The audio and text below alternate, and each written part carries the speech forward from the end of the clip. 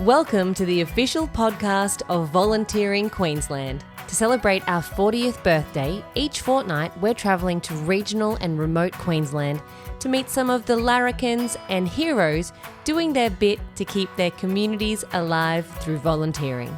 In this episode, we're heading right to the top of this great state. That's right, we're going to Cairns. We're going to meet two volunteers from the Cairns City Kennel Club. One of them is the president, and the other just won a major award.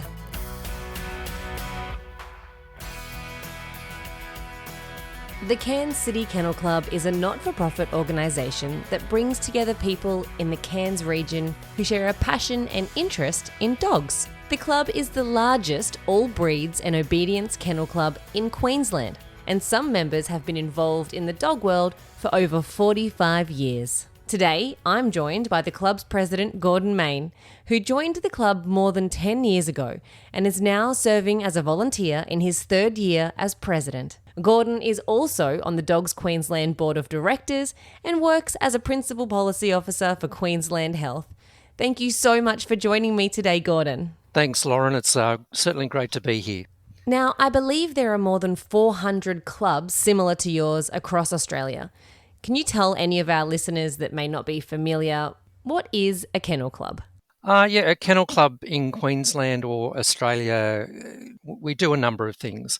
The history of them is that a group of like-minded people came together with a passion and interest about breeding purebred dogs. Over time, that's evolved to clubs taking on an interest in dog sports. So there are things like obedience and agility, the agility with the dogs running through tunnels and over jumps and things. To a whole range of dog sports. So some clubs specialise just in a specific breed. So you may have for example, there's the German Shepherd Dog Club of Queensland, just looks after they have an interest in German Shepherds. You have all breeds clubs like ours, which we do dog shows for all breeds of dogs. And then you have dog sports clubs that do all those dog sports, such as obedience. So there's a huge variety of clubs across Australia, and size they range. We are the biggest club, Cairns City Kennel Club is the biggest one in Queensland. But you have smaller regional clubs that may only have 15 to 20 members. So there's a huge diversity of club sizes and what they do in the community across Queensland and Australia. And if you're a dog owner or a dog lover, and I'm sure there'll be plenty of our listeners who have at least one doggo at home, why are clubs like this so important? For our club specifically, it's a great way to learn some dog training skills. So some basic, the old term is obedience, but some dog training skills. It's a great way to motivate your dog. Particularly if you start to do those dog sports. So one of the key things with dogs, if you keep them interested and busy and get them to use their brain, they're actually a better dog for you at home. And the other thing from the breeding side, it's a great way to connect if you look with really skilled and knowledgeable breeders of dogs. So if you're looking for a particular dog at home, going to your local kennel club and having a chat to the members, they can either link you up with someone, they can help you with selecting a breed that's best suited for your lifestyle and your home. And also those breeders are incredibly experienced, and they do follow quite a strict rules around code of ethics of breeding practices, and so these are really skilled breeders of dogs. Can you tell me a little bit about what the volunteer side of things looks like at a kennel club? Our kennel club, Cairns, for example, the last head count I did around 50 plus volunteers, and those are the volunteers that help run our training classes. So we run training classes 5 days a week, all by volunteers. Our club is 100% run by volunteers. Some of those instructors are there maybe 1 or 2 hours a week, others are there 10 hours a week, and I take my hat off to them. But there's all those other people behind the scenes, that they may just come along and help out at a sausage sizzle. They may come and help at the canteen at one of our events. They may help one of the official roles at one of our dog sports trials or a dog show. So they come in all manner of roles and responsibilities. And some of those, it may only be maybe an hour a month. Others maybe several hours a week. They sound like some very remarkable people. Can you tell me more about some of the things they do and why they're so important to the club? All of our volunteers are incredibly important no matter what they do. One of the greatest ones we have is our team that run our dog training classes on Tuesday nights. So these people turn up every Tuesday. They train. We engage people from the community to do dog training, and these people run these classes. They're there every week. We provide training, I think, for about 40 weeks of the year. There's a bit of a roster, so they share the workload. But yeah, that connecting with the community, promoting responsible dog ownership, a critical role on that Tuesday night classes. In terms of all of our dog sports and the show handling classes that we do, that's another way we connect with members, build their skills, because people come in on the Tuesday and we promote all the other things that we do, and that's a feeder into our other activities. So that's how I started with the club. I just brought my two dogs to dog training on Tuesday nights. And that's a feeder. So it's about promoting some friendship, but I think the underlying message, which really aligns to our club vision, which is about promoting responsible dog ownership in the community, and anything that we can do to help that, we will do. Now, you beat me to the punch because I wanted to ask you about how you started your volunteering journey. To go back even further, I think my parents instilled in myself and my brother a really strong sense of charity growing up as kids. And mum in her 80s is still very active in a couple of charity groups and not-for-profit groups. She's an amazing woman.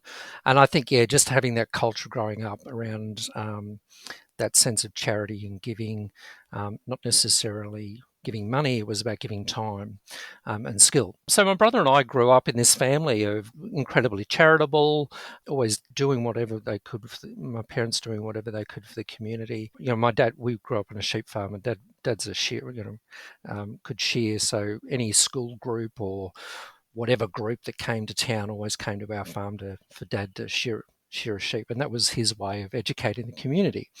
And I think it's kind of just ingrained in me now about being charitable and giving time. So I joined the Kennel Club about 10 years ago, brought my two Cocker Spaniels to dog training on Tuesday nights, then went on to do some dog sports. We joined agility, then started showing the two Cockers. So got involved in dog sports and dog shows. And I've got a background in project planning and policy development. Someone heard about that and they said, we're doing a kitchen renovation. Would you be interested in leading the project to do the kitchen? And here I am. So I just kept involved, got involved in publicity. I've got this really mixed bag of work history. You must have done a very good job on the kitchen because now you're the president. Yeah. It's a great team. And I think it's a privilege to lead a club about diversity and particularly the changes that we're always thinking of the future. So I think for me it's a great privilege and an honour to lead this really diverse group of people. And that's all ages. I think some of our older members are in their 80s, and we have some of our younger, we have junior members. So it's a really diverse organisation, which I absolutely love. It would be an amazing place to spend your time. And you've got some amazing things coming up in the new year with regard to how you take care of your volunteers that are part of your organisation. Can you tell me more about that? Yeah, one of the things that I'm really passionate about is volunteer recognition, and recognising that a lot of volunteers, there's as I said before, there's some that dedicate a lot of time because of their circumstance allows that, but others that only may dedicate a small amount of time. So moving into the future, we really want to start to establish some really good volunteer management principals, because over 50 volunteers is a lot of volunteers. We want to make sure that they're safe. We want to make sure that they're recognised fairly and equitably. We want to make sure that they have the appropriate skills to do their jobs that they're engaged to do. So one thing we're doing next year is a week after our AGM, we'll actually have a volunteer orientation day where we're going to bring all of our committee members and all of our volunteers into a room, and we'll talk about some mechanical business things. It's like, how do you claim an expense, and those things that you have to do.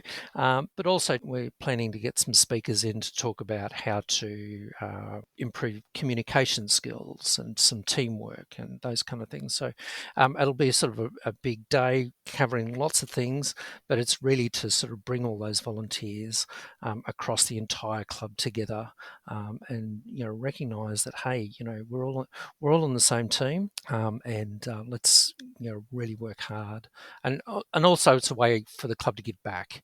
By providing some training and engagement is a way for the club to give back to volunteers to say, hey, look, we recognise the hard work that you do, and here's something to help you improve your skills. Yeah, that's right. I mean, you mentioned earlier about the giving, not just of money, but giving of time and energy and the skills that you have. But I think sometimes it's forgotten that as a volunteer, you often will be upskilling. You'll be learning new things, and the organisation that you're volunteering with, just like your one, might be offering those trainings, and that's free. And that's an amazing way to put something new on your resume and just increase the skills that you have day to day.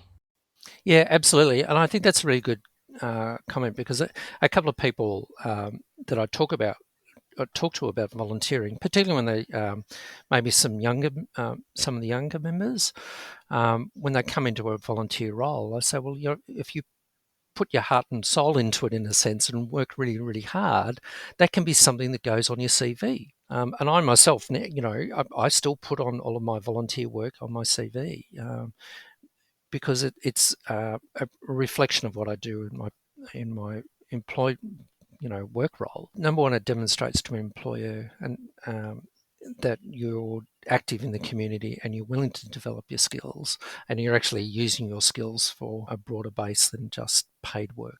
And it's not just upskilling that is a reward of volunteering. Can you tell me about some of the other ways that volunteering can feel rewarding? I think it's that altruism, just being able to give something back. And I think one of my committee members said to me once, she said, look, if you can just make one person smile or make one person's day better as a volunteer, you've done the right thing and you've achieved something. And I thought, well, that's pretty true. That's the key thing, is just connection with people. I'll use an example. I steward at dog shows a lot. And I do that across all of Far North Queensland. And there's a lot of us, we all share the responsibility. You're standing on your feet for a couple of hours, maybe all day sometimes. But it's just those moments where you can actually connect with another dog lover and have a bit of a chat, and you'll learn something and say, oh, I never knew about that particular breed of dog. But it's about those connections and the relationships, I think, is the most important thing. And you do build up, quite rightly, some really strong friendships out of these groups. And you're the not-for-profit or whatever you do. But yeah, I think it's that human nature is about caring, being kind, and it's about kindness to other people. And if that means, mowing a lawn once a week, it makes someone's day better, fantastic, do it. Yeah, so it can be anything. Putting a smile on someone's face, making someone's day, and then being able to do that in a group of people who are all doing exactly the same thing. It's pretty special. And it's pretty hard to put words to sometimes, isn't it? You're right, because, we've got this huge diverse number of volunteers and members, and we do have some amazing people, and I take my hat off to them, that they're at the club sometimes 10 hours a week, training other people, and that's an incredible effort, because it's not just turning up and training them, it's the work that goes in behind the scenes. So those kind of things are just incredibly important. But just as important as that person that may just come along once a month and go, oh, the garbages need emptying, so they'll empty all the garbage bins, or the toilet needs a bit of a clean, I'll give it a mop. Those kind of things are really important too. So the Or challenge, selling raffle tickets for an hour or anything. It's amazing what you can achieve in just 1 hour of volunteering. yeah, absolutely. And that it's just that connection with people, to hopefully we go to a lot of community events where we have a little stand and we talk about purebred dogs and dog sports and those kind of things.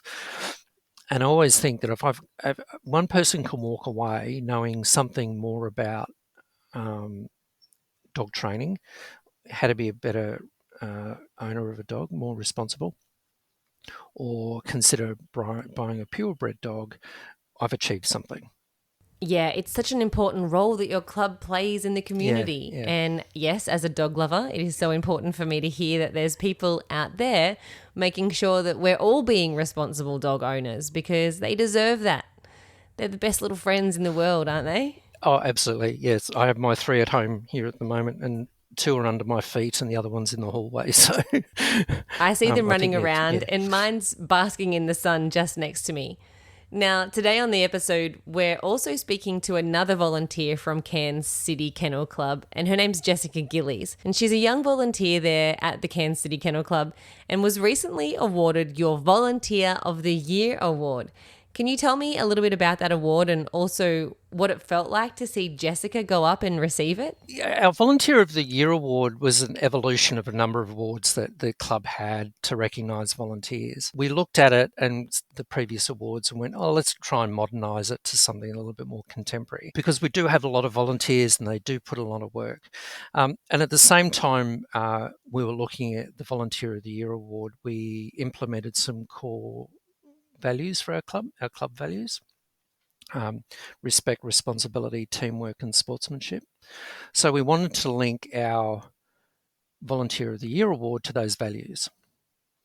So the recipient ideally is an ambassador for volunteering in the club and also an ambassador for those values. So we set up some criteria last year. We put it out to members for members to nominate, and they actually, they have to say why this person is worthy of recipient of the award. And we send it off to 2 of my fellow directors of the Dogs Queensland board to assess. And the reason why we do that, we want to make sure it's impartial and independent. And then they will make a recommendation for Volunteer of the Year. The first year, 2022 was the first year we did it. We had 10 nominees, which was really, really was great. And these were people that we already knew volunteered a lot, but there were some people that sort of popped up on the list and were going, oh, that's really interesting. For example, one of our nominees writes all of our grant applications. You don't see her at the club. She does it all at home in her own time. She's an incredibly skilled writer. It was great to see her recognised for that effort publicly, because it's all done behind the scenes. Most people don't even know who she is. No, and it's such a big job. It's such a big job, grant writing. Yeah. It was great because there was this kind of energy in the room, because there was this really diverse group of people as nominees.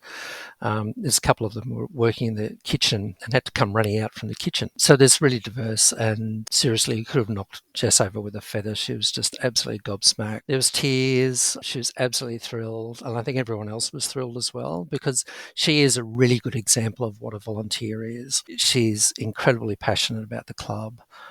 She's incredibly kind and respectful. Just does what she does without any effort. That's the best way I can describe it. So it just was an absolute worthy recipient of the inaugural Volunteer of the Year award. I'm really looking forward to having a chat with her later, and it's been so lovely chatting with you. It's been great to hear about how it all started for you coming up in a family who really believed in acts of service and giving back to their community. And it's wonderful to hear about how important it is for you and your organisation to recognise the volunteers that you have and that you are yourself, and make sure that all volunteers are being honoured for the work that they bring in. So thank you so much for chatting with me, Gordon. Is there anything else you wanted to say? I think anybody, if they have 1 hour spare, whether it be 1 hour a week or 1 hour a month or 1 hour a day, if you can make the time and effort to find a charity or not-for-profit group that's close to where you live. You can even do stuff online. You don't actually have to leave your home. There's, a lot of the volunteer work I do is writing in front of my computer. So if you can find something that you can give to, number one, it's going to help someone in the community and an impact in a positive way for someone in the community. But I think also for yourself, it gives you something to say, yes, I've helped someone as well. So it'll give you a little bit of a touch your heart in some way as well. So. And have you got a little message you'd like me to give to Jess when I chat with her later? All as I can say about Jess is we're super proud of her and super proud of all the volunteers of our club. And she is a true ambassador of what a volunteer is. From volunteering as president to volunteering as a puppy trainer, it seems like it's all possible at the Cairns City Kennel Club. Let's meet Jess now, the puppy trainer. Fun fact, Jess is the proud owner of 4 German Shepherds and may even teach us a sneaky trick to take home to our best friends. I started out by asking Jess how long she'd been involved at the Cairns City Kennel Club and what prompted her to get started. I've been part of the Cairns City Kennel Club for the last 10 years. I got involved when my dog, when I first started, he was about 10 weeks old, and he's a German Shepherd, and I still have him here today. And I first started when he was 10 weeks old. Can you tell me, what do you like most about volunteering at the Cairns City Kennel Club? The camaraderie, friendship, being around like-minded people and share the same interests. I'm all about dogs, so... They are the best. Mine has actually decided this would be a great time to chew on his antler, and I'm just trying to get him to stop while we record this conversation. So you were awarded Volunteer of the Year in 2022. What did you think when that happened? What was the first thing that went through your head? Doing the duties at the Kennel Club, I really didn't think much of it. It just became a routine until the end of the year. The awards were given out to the instructors and everyone who participated in trials. I actually was stoked when that happened. It was a massive achievement for me. It was really good. A sense that I was part of the community, the Cairns City Kennel Club. It was lovely. I loved it. It was exciting, all at once. And what was everyone else's response on the night when you were awarded the 2022 Volunteer of the Year award? There was lots of people there at the time, and I ended up I had a little tear in my eye as well, so it was a massive achievement. It was really good, and there was lots of people. There was a few that were nominated for the same position, and I really thought it wouldn't go to me. I thought, no, it'll go to someone else, and then as soon as I heard Gordon reading out why the participant actually got the reward in the end, it was really, I'm like, oh, maybe that is me. Maybe I have a chance. I did have a bit of a tear in my eye as soon as it was me. Oh, why do you think it caused you to become emotional? What was it about it? I think because we put, as in, this goes to everybody, all our instructors, everyone puts in the long yards, which is the long hours. We're all volunteers. We don't get paid for what we do. And I think the amount of hours that we put in, I think, it was amazing to be, sense of achievement for me. So all of us put in a hard yards, put it that way. The president there, who I had the honour of interviewing earlier today, he had nothing but wonderful things to say about you. And from our brief time together today, I can tell that it's all true. So thank you. Now, I can't let you go without asking you, for everyone listening out there, because so many of us have dogs that we love, can you let us in on a little secret training trick of yours? Maybe your favorite trick that you can teach dogs just at a beginner level. Maybe something you can give to our audience right now as a little treat for them to try with their best friend when they get home. I like the spin. Teaching puppies to spin. This goes either right or left, and that goes down to their favorite treat or toy and getting our puppies to spin. I love seeing their face after you've done that because it's like, oh, what did I do?